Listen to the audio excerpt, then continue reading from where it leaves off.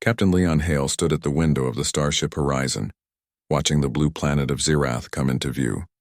It glowed like a gemstone in the dark sea of space, its oceans of silver light circling continents made of green crystal. It was not just another alien world. It was the home of the Zirathian Empire, the most powerful and graceful civilization humanity had ever met. The humans had waited many years for this day, the first peace and friendship treaty between Earth and Zirath. For decades, humans had only dreamed of standing beside the Zirathians, who were known for their wisdom and beauty. Now, that dream was real, and Leon Hale was chosen to represent the human race. He adjusted the silver badge on his uniform and took a deep breath. "Ambassador Hale," a voice called from behind him. It was Dr. Mira Lang, the ship's cultural advisor. "You look nervous," Leon smiled slightly. "Wouldn't you be? We're about to meet the most advanced species in the galaxy, and I heard their queen can read emotions just by looking at you." Mira chuckled softly. "Then keep your thoughts polite." The ship descended into the soft clouds of Zirath's atmosphere. The light outside turned gentle blue, and the capital city appeared, a floating city made of glass and glowing bridges. The palace at its center looked like a mountain of shining crystal. Music that sounded like flowing water came through their communication channel, the Zirathians' welcome song. When they landed, a group of Zirathian guards awaited them. They were tall and slender, their skin like translucent quartz with soft blue light moving under their surface. Their eyes glowed with calm intelligence. One of them stepped forward and spoke in perfect English. "Welcome, beings from Earth. The Queen of Zirath awaits your presence." Leon and Mira followed the guards through long, bright corridors that seemed to hum with life. The walls were alive, literally. Small energy streams moved through them like veins. Every corner of the palace was filled with harmony and balance. Finally, they entered a vast throne chamber. The ceiling shone like the inside of a star, and at the center sat Queen Verena, the ruler of Zirath. She was taller than any human, her presence strong yet gentle. Her long robes shimmered with silver light, and her eyes carried the wisdom of centuries. Around her, Zirathian nobles stood silently, their faces glowing faintly in the calm air. Leon knelt, as was custom, and spoke clearly. "On behalf of Earth, I bring peace and friendship." The Queen smiled, a smile that was like the dawn breaking through mist. "We accept your hand, human. For too long we have watched your kind grow from afar. You are brave, curious, and often chaotic. Yet within you burns a fire unlike any we have seen." Leon raised his head slightly, surprised by her words. "We only wish to learn and grow together." The Queen's voice softened. "Then you will stay in my palace. You will live among us, study our ways, and let us study yours. For unity comes not through words, but through understanding." Leon bowed again. "It would be my honor." The Queen nodded, then motioned with one elegant hand. "My daughter will guide you." From behind a crystal curtain stepped Princess Sarilith, the Queen's only heir. The moment she appeared, the hall seemed to brighten. Her form was slender, her movements fluid like light on water. Her hair, if it could be called that, glowed faintly like woven starlight, and her eyes shimmered with shifting colors. Even the human scientists had to stop and stare. She was, by every measure, perfect, not just beautiful, but impossibly so. Sarilith bowed gracefully. "Welcome to Zirath, Captain Hale." Her voice was like music, clear and soft. Leon stood quietly. He bowed politely, his expression calm. "Thank you, Princess. It is an honor." For a brief moment, Sarilith looked at him, expecting the usual awe or admiration that all others showed her, but he only gave a respectful nod. There was no nervous smile, no wide eyes, no stuttering words. It was as if her beauty did not shake him at all. She blinked in quiet surprise. The Queen noticed, too. A small spark of curiosity flickered in her eyes. That night, Leon was given a room in the east tower of the palace. Its walls were clear crystal, showing the endless night sky filled with slow-moving ships and glowing moons. He looked out at the city below, where the streets shone like rivers of light. Dr. Mira came to see him. "So how does it feel to live in a palace, Captain?" she teased. He smiled faintly. "Peaceful. Almost too peaceful. It feels like a dream." Mira sat near the crystal table. "And what did you think of the Queen's daughter?" "She's quite remarkable, isn't she?" Leon hesitated. "She's extraordinary, yes. Then why did you look like a soldier standing before a general instead of a man meeting beauty itself? He gave a quiet laugh. Because sometimes beauty can be dangerous. Not in a harmful way, but in a way that blinds people. I've seen many men lose themselves chasing perfection. I prefer to see what lies beneath it. Mira studied him, curious. You're an unusual man, Leon Hale. He shrugged slightly. Maybe I'm just human. The next few days passed quickly. Leon was invited to royal gatherings, dances, and art exhibitions. The Zyrathians treated him with warmth and curiosity. Everywhere he went, people whispered about the human who spoke with calm words and clear eyes. Saralith guided him through the palace gardens, where plants glowed with their own light and sang faint songs when touched. She showed him the Great Hall of Memory, where floating crystals contained images from the past, whole centuries stored like dreams. You humans forget so easily, she said one afternoon, her tone curious rather than proud. We keep our memories forever. Maybe that's why we grow, Leon replied. Forgetting lets us begin again. Saralith paused, her bright eyes studying him. You speak strangely for a human. Or maybe I speak simply, he said with a small smile. She laughed, a soft musical sound. Yet even as she laughed, she noticed he still did not look at her the way others did. His gaze was kind but steady, never lost in wonder. She found it strangely unsettling. A week later, a grand celebration was held in Leon's honor. The Queen herself attended, surrounded by nobles and scientists. Music filled the air and the walls shimmered in rhythm with every note. Leon stood beside Saralith at the feast, answering questions from nobles who were eager to learn about Earth. They asked about oceans, mountains, and cities. Saralith listened quietly, fascinated by the way Leon described rain, not as water, but as a sound that brings peace. When the music ended, the Queen raised her hand, and silence fell. Her voice echoed softly through the hall. Captain Hale, she said, you have lived among us for days now. My daughter has guided you. Tell me, and how do you find our world? Leon bowed slightly. It is beautiful beyond words, Your Majesty. The Queen smiled. And my daughter? What do you think of her? The question surprised him. The hall went silent again. All eyes turned toward him. Saralith's eyes widened slightly, waiting for his answer. Leon looked at the Queen with calm respect. She is too beautiful, Your Majesty. The hall filled with soft gasps. The Queen's expression did not change, but her eyes narrowed just a little, not in anger, but in thought. Saralith looked confused, her glow dimming slightly as she tried to understand. Too beautiful? The Queen repeated softly. Leon nodded. Yes, so beautiful that I fear I could never see her as real, only as a dream. And humans. We cannot love dreams. We can only admire them from afar. His voice carried no disrespect. It was gentle, sincere, and filled with quiet truth. The Queen studied him for a long moment, then smiled faintly. You are unlike any being I have met, human. Perhaps there is more to you than meets the eye. Leon bowed again. Perhaps, Your Majesty. The music began again, softer this time. Saralith looked at him, her expression unreadable. For the first time in her life, someone had looked at her and seen something beyond beauty, something human, something real. And deep inside her heart, a strange curiosity began to grow. The hall was filled with a long silence after Leon's words. Everyone looked at him as if he had spoken something mysterious. The Queen of Zyrath sat still, her shining eyes calm but sharp. The lights of the chamber reflected gently on her silver robes. She finally said, Too beautiful? That is a strange reason, human.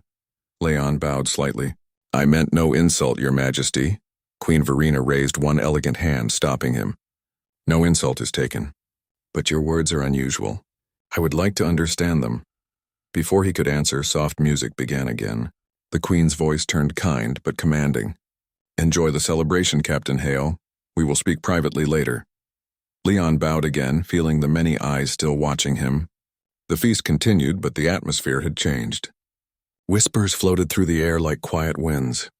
Did you hear what he said? One Zyrathian noble murmured. Yes, he said the princess is too beautiful. What does that even mean? Perhaps it's a human expression, another guessed. Or perhaps, said a third softly, he is not as easily moved as we thought. Saralith sat quietly beside her mother, trying to smile while her mind turned over his words again and again. Too beautiful? No one had ever said that to her before. Every being who met her always spoke words of admiration. They praised her face, her voice, her glow. Some even composed songs in her name. But this human had said something completely different. He had looked at her with honest eyes, not filled with desire or worship. She found that strangely, unsettling and yet interesting. Later that night, when the guests had gone and the palace lights grew dim, Leon stood on a balcony looking at the twin moons of Xyrath. Their pale glow fell across the crystal floor. The air was cool and calm. Behind him, a voice spoke gently. "You made quite an impression tonight, Captain." It was Princess Saralith. She wore a simple white robe that shimmered like moonlight.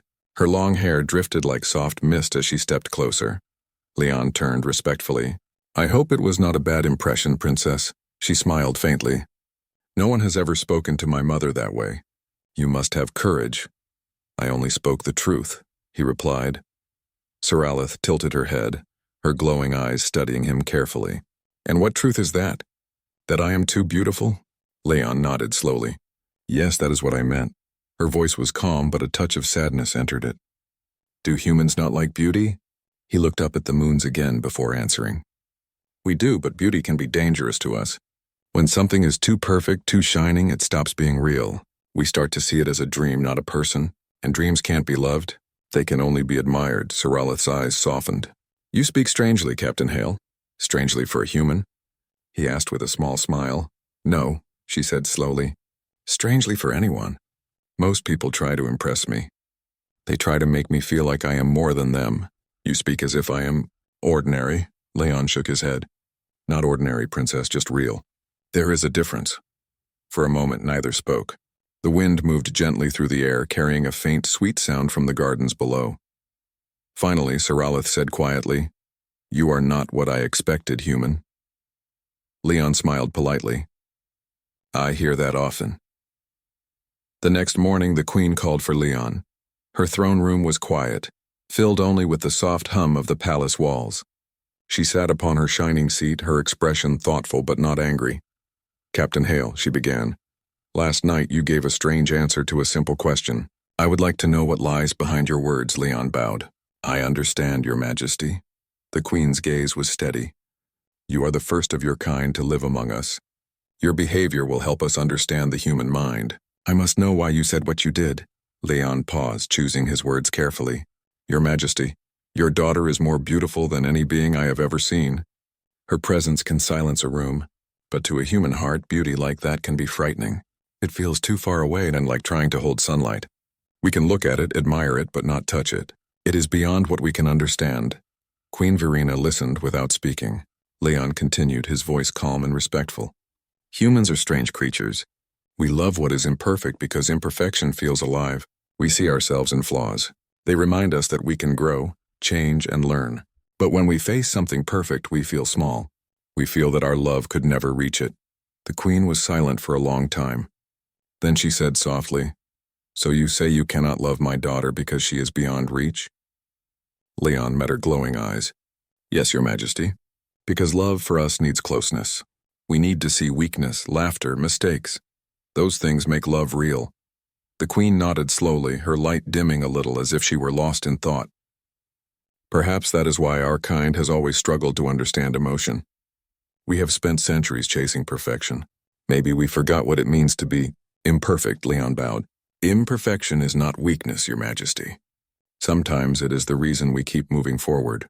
The Queen smiled faintly. "You speak with wisdom, human, perhaps more than you realize." She stood gracefully, her silver robe flowing like liquid light. "Go, Captain Hale, spend more time with my daughter. Perhaps you can teach her something about this human way of love you speak of." Leon bowed deeply. "As you wish, Your Majesty." From that day, Saralith began to follow Leon more closely.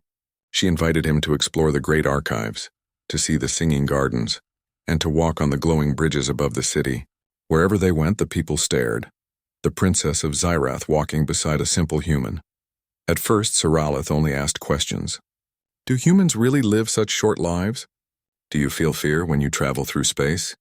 Why do you laugh so often?" Leon answered each question patiently, his calm voice carrying both kindness and humor. But as days passed, Saralith began to ask questions that were less about knowledge and more about understanding. "Why do humans hold hands?" she asked once as they watched two human engineers walking together. "It's a way to feel close," Leon explained. "It reminds us that someone is there, real and warm." She looked down at her own glowing hand. "We Zerathians don't do that. Our light connects through thought, not touch." "Maybe that's the difference," he said gently. "Humans need touch to believe." She thought about that for a long time. That evening, the Queen observed them from the high balcony. Her advisor, Lord Kiran, stood beside her. "Your Majesty," he said carefully, "do you trust the human so easily?" The Queen's glowing eyes stayed on her daughter. "I do not trust easily, Kiran, but I sense no deceit in him. There is something honest in his nature, something we have lost." "Do you think he will harm the princess?" The Queen's tone was calm. "No, but he might change her, and that may be more dangerous to our ways." She turned her gaze upward toward the stars. "Still, perhaps change is what we need." Days turned into weeks. Leon and Saralith grew closer in quiet friendship. They shared meals, stories, and laughter. She began to see small imperfections in herself. Moments when her voice trembled, when she grew unsure, when she made mistakes while learning about human customs. At first, these things embarrassed her. But Leon only smiled kindly. "That's good," he said once. "It means you're learning to be human." She looked at him with wonder. "Is it good to be human?" He thought for a moment. "It's hard, but it's full of feeling. And feeling is what makes life real." Her bright eyes softened. "Maybe I want to feel that way too."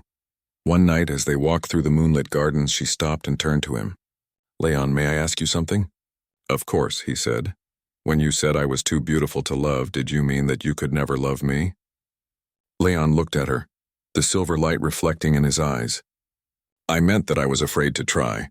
But maybe beauty is not the real barrier. Maybe it's fear. Fear of not being enough." Saralith smiled gently. "Then perhaps we both have fear. I fear that my beauty keeps me alone." He nodded slowly. "Maybe that's something we can both learn from." The wind moved softly around them, carrying the scent of glowing flowers. For a moment, neither spoke. The silence between them felt peaceful, not empty. Far above, the Queen watched again from her balcony. Her expression thoughtful, she whispered to herself, "Humans see the heart first and the surface last. Perhaps that is their greatest power." And though she didn't know it yet, this quiet exchange between a human and an alien princess would soon change the destiny of both their worlds. The morning sun rose over the floating city of Zyrath, painting the sky in soft colors of silver and gold. The palace sparkled in that gentle light, its towers glowing like frozen rainbows. It was another calm day, yet something had quietly changed. Princess Saralith stood before her mirror of living crystal, staring at her reflection. She was still the same, her eyes bright with shifting light, her hair glowing like threads of the stars. Every detail of her face was perfect as always. But now that perfection no longer brought her pride. For the first time, she saw something missing behind the glow, something she could not name. Leon Hale's words echoed in her mind. "When something is perfect, it feels unreachable. Humans love what is real, not what stands above them like a star." She had replayed those words again and again. At first, they made her confused. Then they made her curious. Now they made her thoughtful. What did it mean to be real? Her mother had taught her that the royal blood of Zyrath was pure, flawless, and eternal. Perfection was a sign of power and pride. Yet if perfection made her distant from others, was it still a gift? Or a silent cage? That same morning, Leon was in the lower levels of the palace with the engineering team. He had grown fond of the Zerathian scientists. Though their technology was far beyond human knowledge, they admired his creativity, the human way of solving problems by experimenting rather than following strict logic. "Captain Hale," said one Zerathian named Lior, his skin glowing green with curiosity, "your species often chooses imperfect solutions when better ones exist." "Why?" Leon smiled as he tightened a bolt on a plasma stabilizer. "Because perfection doesn't always make life better. Sometimes a small mistake teaches us more than a perfect plan ever could." The alien tilted his head. "That is very human," Leon chuckled. Yes, and sometimes that's exactly why we survive. He enjoyed these moments, not as a diplomat but as a person. Here no one cared about royal rules. The workers treated him as one of their own. He laughed with them, shared meals, and worked side by side. Later that day, as Leon left the engineering chamber, 2 royal guards appeared. "Captain Hale," one said politely, "Her Majesty wishes to speak with you." Leon nodded and followed. The guards led him to the Queen's private observatory, a quiet, glowing room filled with starlight and floating spheres that showed planets and systems in motion. Queen Verena stood near the central globe, her hands clasped behind her back. When she turned, her calm face held both wisdom and curiosity. "Captain Hale," she said softly, "you speak of imperfection as if it were sacred. I have been thinking about your words." Leon bowed respectfully. "I only spoke what I believe, Your Majesty." "Indeed," she said. "But you must understand, on Zyrath, perfection is not vanity. It is our nature. We were shaped to be this way. We heal fast, live long, and do not age as you do. To us, imperfection means weakness, and weakness brings sorrow." Leon looked thoughtful. "Maybe that's where humans are different. We live short lives, so we cherish every moment, even the hard ones. Sorrow teaches us kindness. Failure gives us strength. Without those, we'd forget what it means to care." The Queen studied him, her glowing eyes softer now. "You say sorrow is strength?" "In a way, yes," Leon said. "When we lose something, we learn to love what remains. When we fall, we learn to stand again. It's not easy, but it makes life real." The Queen walked slowly toward the window. "Your species is strange, yet I cannot deny there is something powerful in your words. My daughter has changed since she met you. Her laughter sounds different now, less perfect but more alive." Leon smiled faintly. "Then maybe she's learning what being human means." Queen Verena turned to him, her eyes bright. "Tell me, Captain Hale, what is being human?" Leon looked out at the stars. "It means caring even when it hurts, hoping even when it seems hopeless, and loving not because someone is perfect, but because they are real." The Queen stood silent for a long moment. Then she said softly, "Perhaps my daughter needs to understand that. But be careful, human. The bond between hearts of different worlds can be fragile." Leon nodded. "I understand, Your Majesty." That evening, as the twin moons rose again, Saralith found Leon in the gardens. The flowers there glowed softly, opening and closing to the rhythm of the music carried by the wind. "You spoke with my mother," she said, stepping closer. "Yes," he replied with a nod. "She asked me about imperfection." Saralith smiled slightly. "I suppose she wanted to understand why a human would refuse beauty." Leon shook his head gently. "I didn't refuse beauty. I just said it can be too bright to see the truth behind it." She looked thoughtful. "And what truth lies behind me, Leon?" He paused, choosing his words carefully. "You have kindness in you, Princess. You have curiosity and courage, but you've been raised to hide them behind your perfection. The truth is you don't need to shine so brightly all the time. You just need to be." Her glowing eyes softened. "To be what?" "To be yourself. Not the Queen's daughter. Not the symbol of beauty. Just Saralith." She looked at him for a long time. Then slowly she smiled. Not the perfect royal smile she always gave at public gatherings, but a small awkward one that made her eyes crinkle slightly. "Does that look human enough?" she asked playfully. Leon chuckled. "That looks perfect to me in a human way." They both laughed quietly. The sound was simple, but it filled the air like a melody. Days passed, and the bond between them grew stronger. Saralith began to visit the engineers more often, helping with repairs and learning human methods. She touched the tools, made mistakes, and even burned her hand once on a hot metal pipe. Leon rushed over quickly. "Are you all right?" She looked at her glowing hand and laughed softly. "It hurts a little, but I think this is what you meant by real." Leon smiled. "Now you're learning fast," she grinned, her laughter ringing like soft bells. Around them, the engineers smiled too. Even the Queen's guards whispered that the princess had become different, warmer, more open. One afternoon, while working in the garden lab, Saralith asked, "Leon, do humans ever fear love?" He looked at her with gentle eyes. "All the time. Love means giving someone the power to hurt you but trusting they won't." She thought deeply about that. "Then it is an act of courage." "Yes," he said. "It always is." She turned her gaze to the glowing sky. "On Zyrath, love is quiet and balanced. We rarely speak of it, but humans. You speak of it like a fire. Leon smiled softly, because for us it is fire. It burns, it warms, and sometimes it hurts. But we keep it alive because it gives meaning to everything we do. Her expression softened. Maybe that is why your people never stop growing. Maybe, he said quietly. That night, Saralith walked through the palace halls alone. The servants bowed as she passed, but she barely noticed them. She was thinking, not about duty or beauty, but about herself. She stopped before a mirror again, the same one she had stood before that morning. Her reflection looked back, perfect and bright. But now she smiled and whispered, "Maybe I don't need to be perfect anymore." And for the first time she dimmed her inner light slightly, letting her glow fade to a gentle warmth. The reflection looked softer, more human, more real. It felt right. Meanwhile, in her private chamber, Queen Verena watched her daughter through a viewing crystal. Her advisor stood beside her once again. "Your Majesty," he said carefully, "the princess is changing. She no longer walks like royalty. She behaves like the humans now." The queen smiled faintly. "Perhaps that is not a bad thing.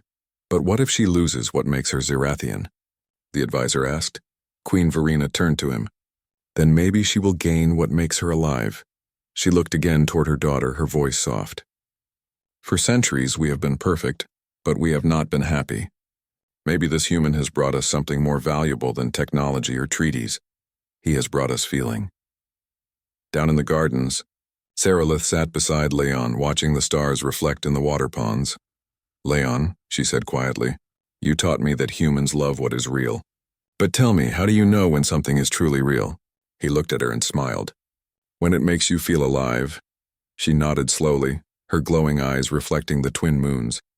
"Then maybe for the first time I am alive." Leon said nothing. He only looked at her, and for a brief moment, the stars above seemed to shine a little brighter, not because of her beauty, but because of her truth. And somewhere high above, the queen whispered to herself, "Perhaps the human's words were never about beauty, but about the heart that sees beyond it."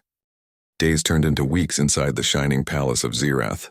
The air shimmered with light energy, and the sky outside remained bright with floating ships and glowing towers.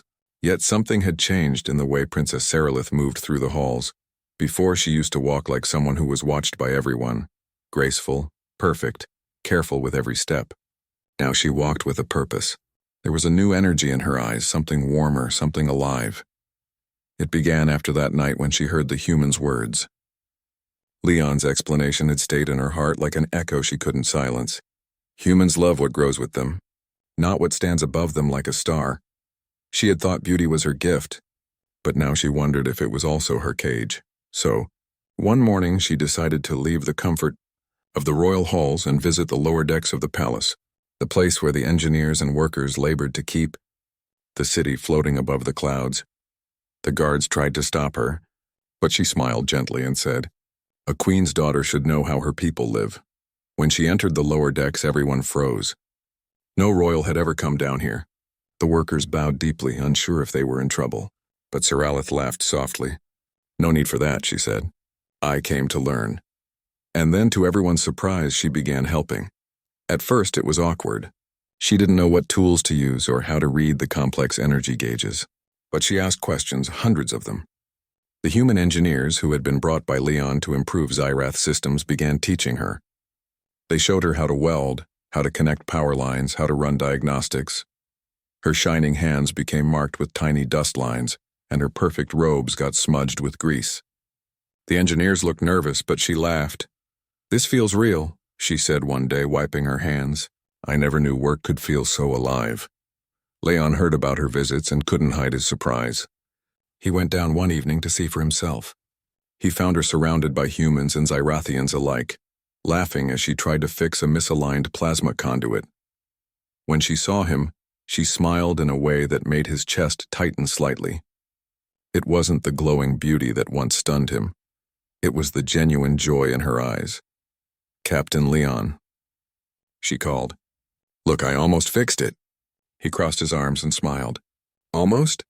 All right, maybe not perfectly," she admitted, grinning. "But I'm learning." "That's what matters," Leon said. "You're not afraid to fail anymore." "Fail?" She repeated softly as if testing the word. In Zerathian culture, we are taught that failure brings shame. He looked at her kindly. On Earth, failure brings growth. It's how we learn what works and what doesn't. Saralith thought about that deeply. Maybe that's why your people keep growing, she said. You aren't afraid of imperfection. Leon nodded. Because we know perfection doesn't exist. And if it did, it would be lonely. The words reminded her again of their first talk with her mother. She felt a quiet warmth in her heart, something that wasn't admiration or duty, or it was something different. She didn't understand it fully yet, but she wanted to. As days passed, Leon and Saralith began working together. The Queen didn't stop her. In fact, she observed quietly, curious about what was changing in her daughter. One day, while inspecting the power core beneath the palace, they discovered something alarming, an unstable energy surge within the main reactor. It pulsed like a growing storm. If it continued, it could cause an explosion large enough to destroy half the capital. Leon immediately called an emergency meeting. We need to stabilize the core, he said. We'll have to go inside the containment area.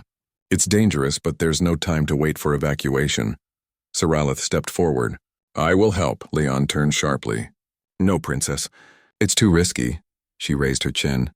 If this palace falls, it is my people who will suffer first. I cannot stand aside while others take the risk. Leon looked at her for a moment, then sighed. All right, but stay behind me and follow my instructions exactly. Together they entered the glowing chamber. The air shimmered with unstable light and the floor vibrated under their feet. The control panels were flickering, and arcs of energy sparked like lightning. Leon worked quickly, rerouting circuits and stabilizing conduits. Saralith moved beside him, her glowing hands guiding wires and helping to seal breaches. Sweat beaded on his forehead as the heat increased. Almost there, he said through clenched teeth. The energy pulse grew louder, a sound like thunder trapped in glass. The shields began to crack. Captain, Saralith shouted. The barrier is failing. Leon didn't look up. We can't stop now. Just a few more seconds. The light flared so bright that it nearly blinded them. For a moment, the chamber felt like it was collapsing in on itself. Then poignant silence. The hum of the core returned to normal. The light softened.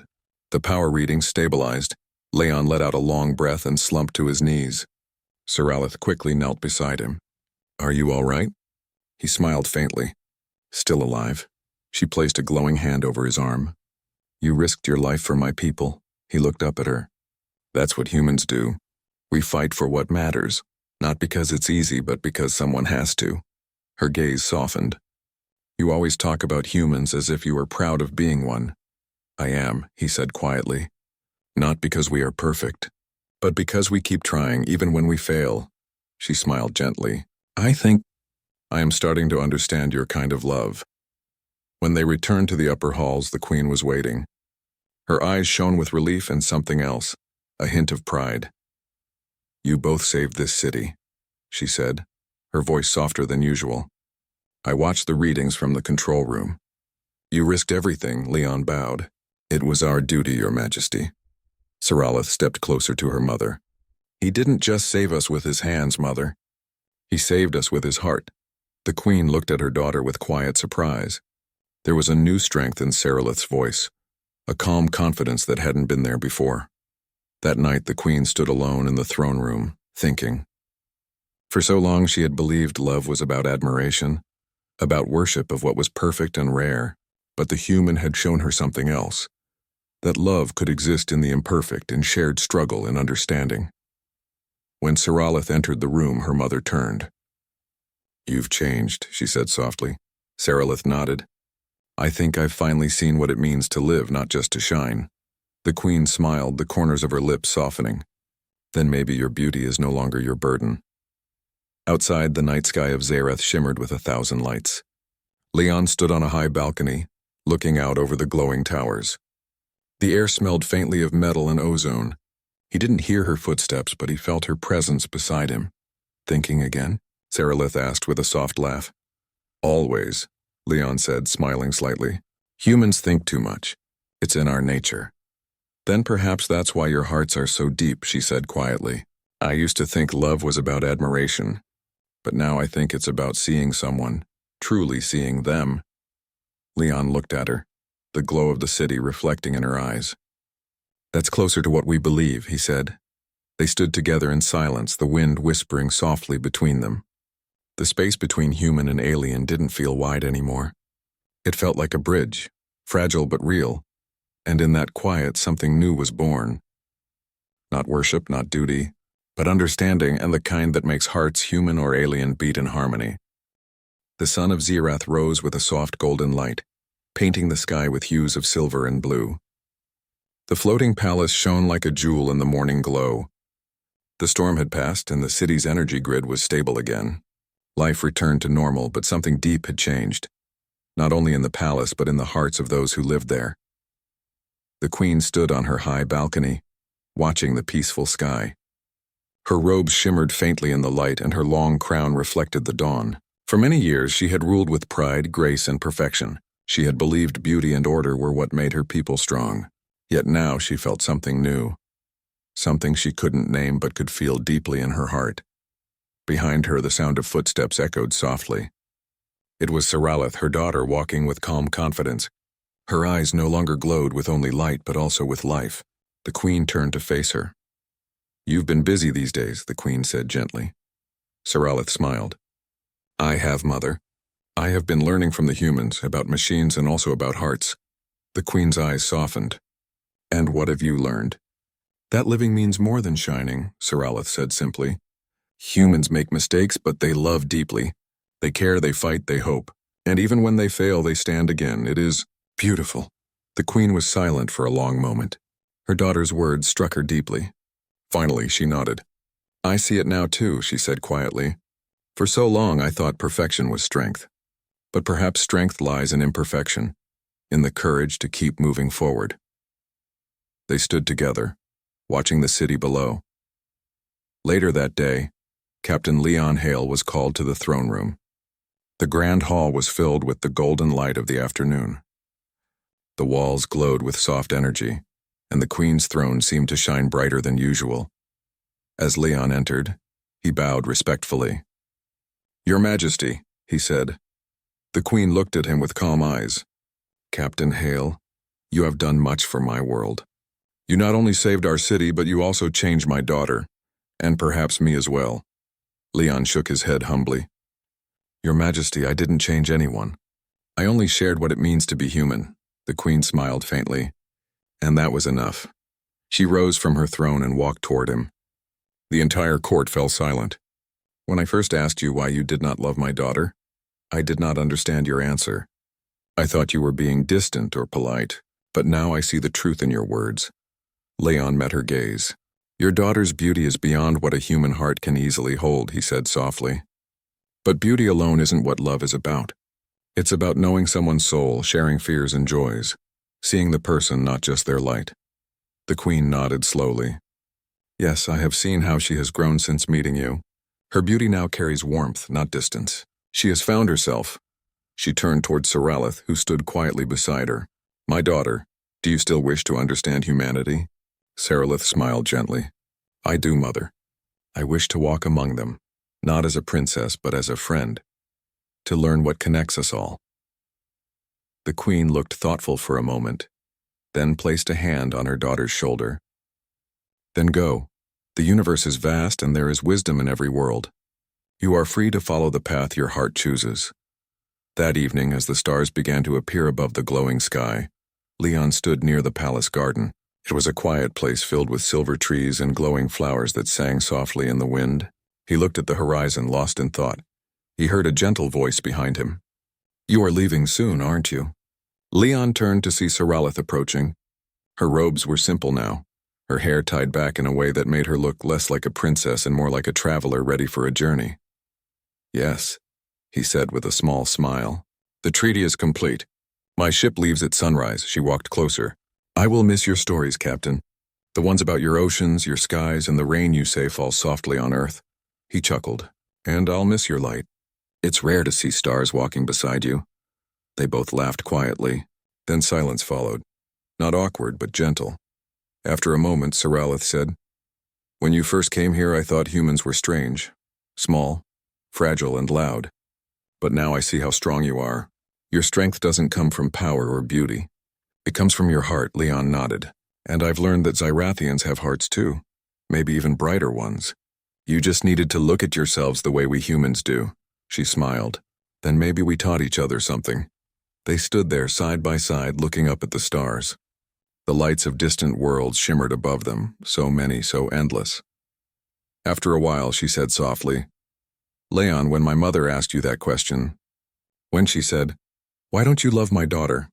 I didn't understand your answer. But now I think I do. He looked at her.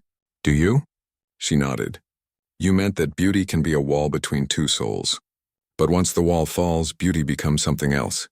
A reflection of what's inside. Leon smiled warmly. Exactly. For a long moment, they simply looked at each other. Not as alien and human, but as two beings who understood something timeless. There were no promises, no dramatic confessions, just quiet truth and shared respect. The next morning, the royal docks were filled with light. The Queen and her council stood beside the grand platform where the human ship waited. Its silver body shimmered under the twin suns. Leon bowed to the Queen one last time. It has been an honor, Your Majesty. The honor is mine, Captain, the Queen said. You brought us more than peace.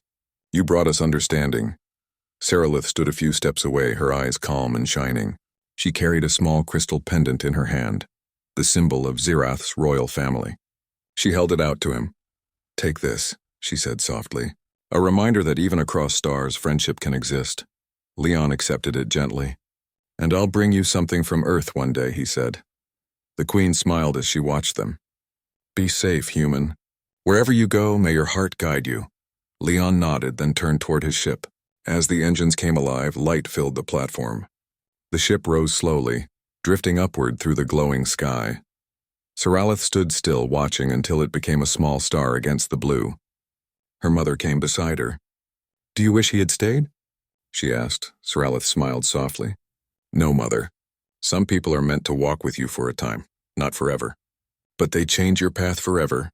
The Queen looked at her daughter proudly. You've grown, my child. I have grown, Seralith said quietly. And so has Zyrath. Months later, deep in space, Leon sat by the observation window of his ship. In his hand, he still held the crystal pendant Seralith had given him. It glowed faintly in the dim light, pulsing like a heartbeat. He smiled, remembering her words, her laughter, and the courage she found within herself. Too beautiful, he murmured. Maybe she still is. But now that beauty belongs to her soul. Outside, the stars stretched endlessly, each one a reminder that beauty in all its forms could be more than admiration. It could be connection, courage, and life itself. And somewhere, far away on Zyrath, a princess looked up at the same stars and whispered, Farewell, human. Thank you for showing me how to see.